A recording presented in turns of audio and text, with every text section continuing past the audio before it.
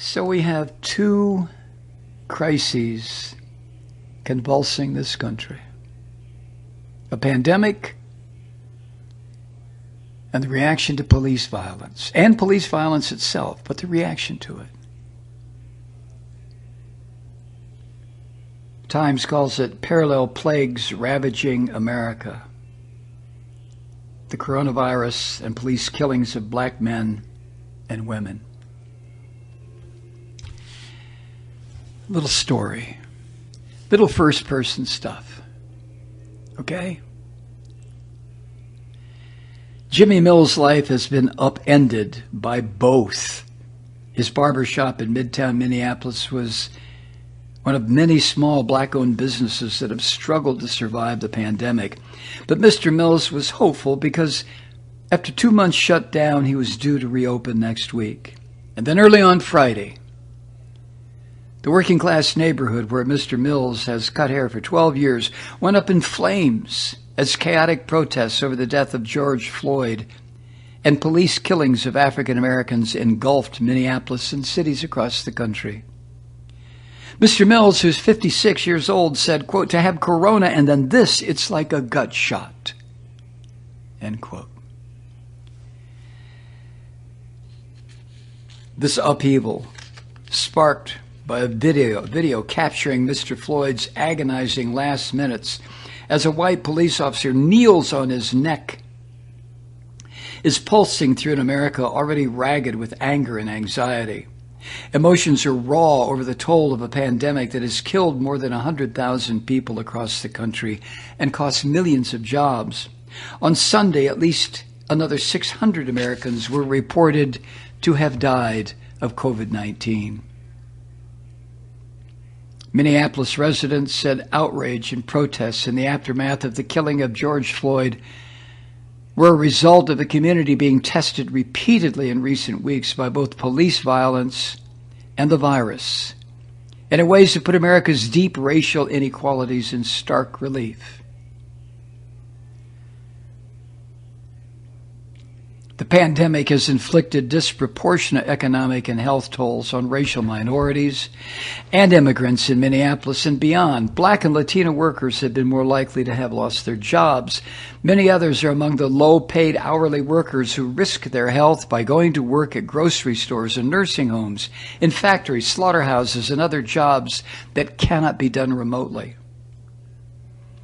And the black community in Minnesota has also been hit hard by cases of the virus, just as African Americans across the country are being infected and dying at higher rates than whites.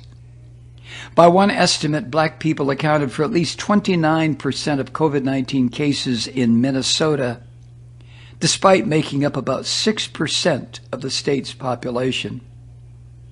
African Americans make up 35% of coronavirus cases in Minneapolis, though they are less than 20% of that city's population. State Representative Mohammed Noor, who represents a district with many Somalis and other immigrants, said, quote, "There are no words to describe what people are going through," end quote. His great-uncle died of coronavirus a few days ago, and Mr. Noor said he is losing track of how many other relatives and constituents are dying. Mr. Noor said the school closures had hurt poorer students without laptops or reliable internet access to take classes online, and that waves of job losses had sent local unemployment rates soaring. And now, with more than 200 businesses damaged or destroyed in the unrest, Mr. Noor said he was worried about new waves of foreclosures, job losses, and business failures. He said, quote, "Many people who are poor, who didn't have much, this devastation will really impact them," end quote. Even before the pandemic, the Midtown neighborhood where buildings were burned, damaged, and looted had been trying to rebuild itself after years of economic hardship. The area is in a historically segregated part of town where some residents had felt neglected. A railway was repurposed into a bike and walking trail that runs through the neighborhood. The Midtown Global Market had sprung up, attracting diners and shoppers to its Hmong, Indian, Moroccan, and other international food and crafts. But now, next door to Mr. Mills, a barber, a dollar store, and beauty supply shop had been burned to rubble. The front windows of Mr. Mills' barber shop were smashed, and looters stole his television, video equipment, and his clippers. And now, with the power out, water seeping across the floor, and phalanxes of police officers and National Guard troops blockading his neighborhood, he doesn't know when his J-Clips barber shop might reopen. He said, quote, "Half of the place is condemned. Where do we go from here?" End quote. Philippe Cunningham, a city council member, represents a poor ward in northern Minneapolis with a large Black, Hmong, and Native American population. He said he had spent the past 2 months fighting to get a coronavirus testing site opened and fielding calls from laid-off workers falling behind on rent and Black business owners unable to navigate the maze of federal relief programs.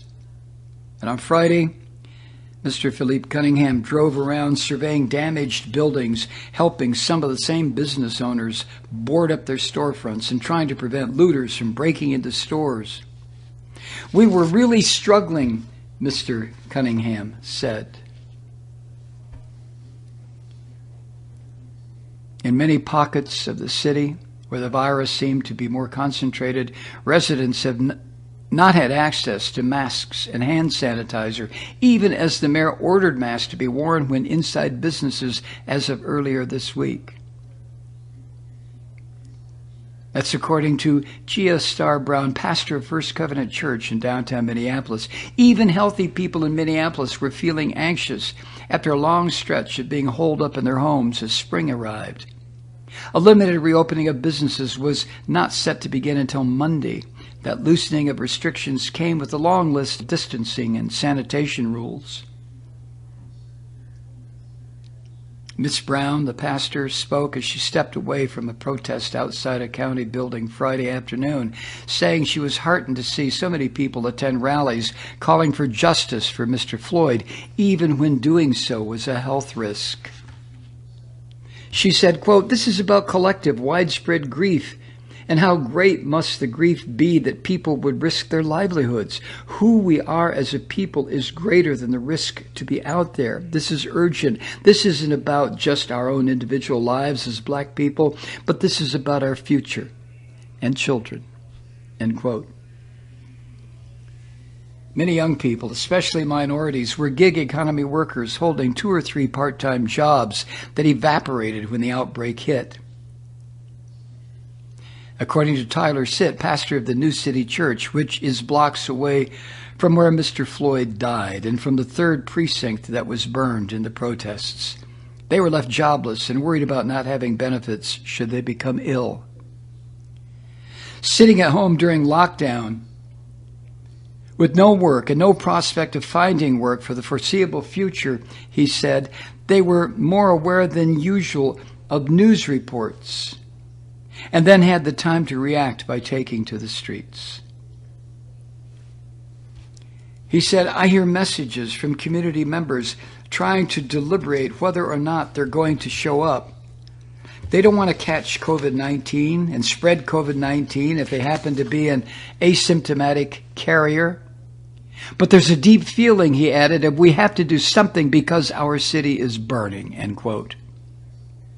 In Atlanta, Denver, New York, and beyond, protesters have also emerged despite the pandemic. They've slipped on face masks and bandanas to guard against the coronavirus, as well as tear gas.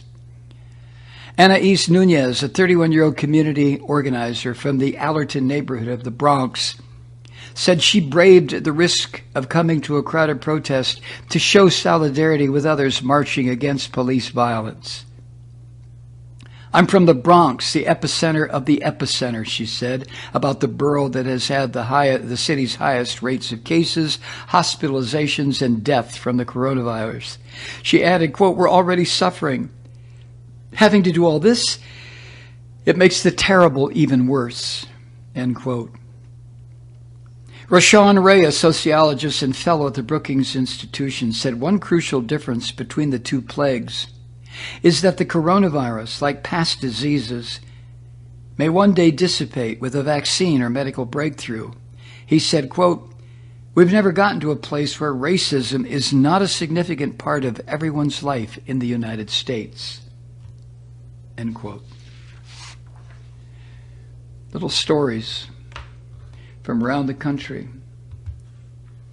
And if you stay with me this evening, I've got a couple more to tell you coming up. What a horrible time. What a sad time. What a time that it just screams for solidarity. No matter your race, no matter your gender, solidarity. We've got to have it. What did Ben Franklin say, or one of the revolutionary banners? We've got to hang together, or we'll all hang separately, or be choked in the street. Hi, Truth Seekers. Mike Malloy here. As you know, we've switched formats and are now broadcast exclusively on the Progressive Voices Network. So that means you get fewer program interruptions, no corporate commercials, and lots of profanity. But our format change also means some of our radio listeners no longer hear the program. It's been a while since I mentioned our podcasts, so you may have forgotten that there is a way to listen to this program anytime you need a good dose of screaming. Visit MikeMalloy.com and subscribe to our podcasts. You have your choice. You can listen to The Ranting with the audio podcast, or listen and watch me lose control with a video podcast subscription. As a podcast subscriber, you can download the program to your mobile device and take me with you wherever you go. And if you have a friend who needs a dose of truth-seeking, you can give a gift subscription as well. That's MikeMalloy.com, and never miss a minute of the uncensored fun and frivolity.